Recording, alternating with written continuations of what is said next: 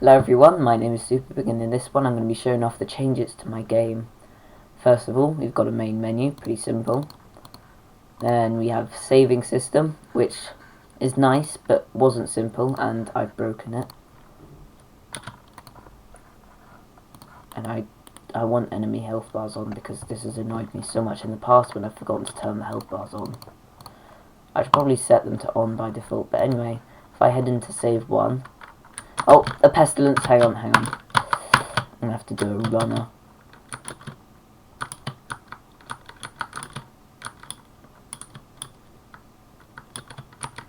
Okay, I should be far enough away for it to stop bothering me.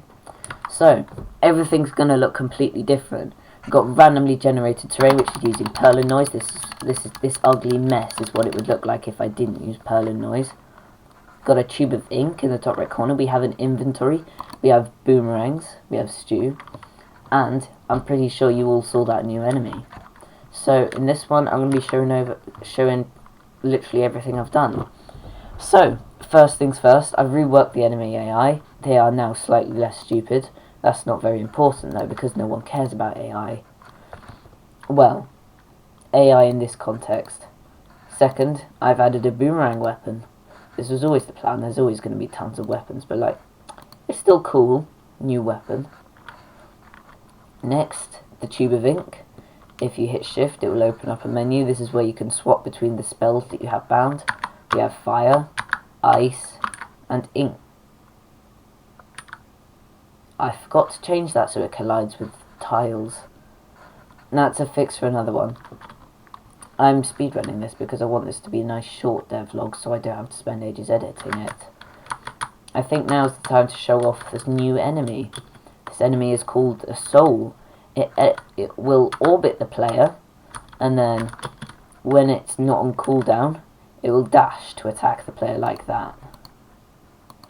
Okay, I really need to change things so they actually collide like they're supposed to. That one looked quite easy to kill, but they will swarm you, and it will be brutal, and you will not survive. That's not an exaggeration. Ignore that, that's just a little thing that I've added. Okay, so I'm gonna...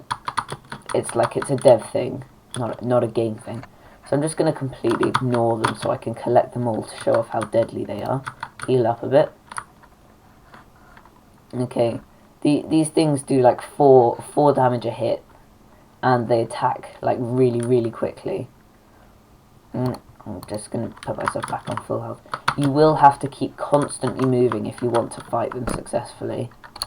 I'm just going to take them back up to the top so I can actually show it off properly. Right then. Fight with 3 souls. So, stop. Oh yeah, no, hang on. Most weapons are useless because they can go through walls, and chances are your weapons can't. That's where spells come in. Souls are magic, right? Well, kind of. It depends on like the theological context, but we're talking about the enemy, the soul, not the literal soul. And you know what the best way to fight magic is? Well, it's with magic. Your fire spells can go through walls, and souls are very flammable. I kind of want to demonstrate it going through walls, but now they're not going... Ah, there we go. See, they can go through walls. The souls, they have nothing to stop you from just spamming that. So the best way to fight them is to keep running. Anyway, so the boomerang. The reason we've got so many boomerangs in stew, one, because it's useful. Stew is the only way to heal. And, like, who doesn't want a boomerang? But we do now have it. So the inventory just straight up didn't exist before. You just kind of had a magical boomerang that didn't really exist, but kind of did. Anyway, so now your inventory actually exists. It contains items. You can move them around by dragging. You can move them around by hotkeying. There's going to be a trash slot eventually, but I haven't added it yet. And you can even interact. For weapons, if you right click, it will swap it with your main item. And then for foods, if you right click, you will eat the food. There will be more items, item types that is, they just don't exist yet. Finally, it also works if you click There are various different functionalities for clicking outside the inventory. Also work with the inventory open, as long as you're not clicking on the inventory. For weapons, that is to swing, throw, hit, whatever. And for foods, that is to eat. I don't know if I showed this off. No, I didn't. Okay, so you have up to 3 magic spells. I did show it off, but I didn't really explain it, is what I meant. You have up to 3 magic spells bound, and you bind a spell. And then when you open up the menu with shift in game, I've glitched into a wall, just ignore that. It will show you spell 1, spell 2, spell 3. Right now there's only 3. I've taken inspiration from Nordic runes for this one. Why have I got a lag spike? Okay, never mind.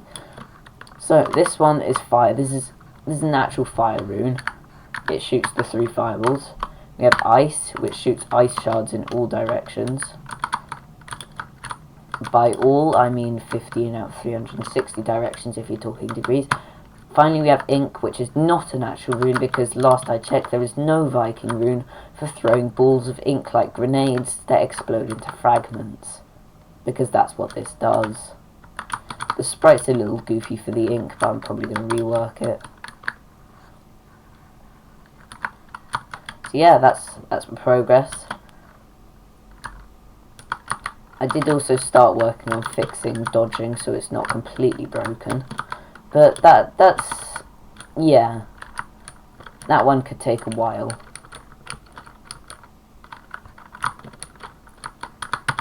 Anyway, that's it. Subscribe, like the video, and I'll keep making them. Well, I'd probably keep making them anyway, but like, you should subscribe so I do them faster that way, and I don't get sidetracked adding hundreds of things. Okay, this one was actually pretty quick because I just spent an evening on it, but like, everything else takes forever for no reason. It does look pretty cool though. My plan changes for terrain is to add like some simple biomes.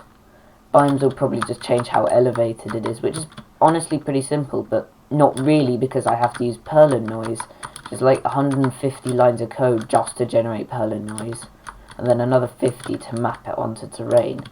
It's all very confusing, but like it's worth it because look how cool this terrain is. Anyway, I was meant to be doing an outro, so have a good day. Subscribe.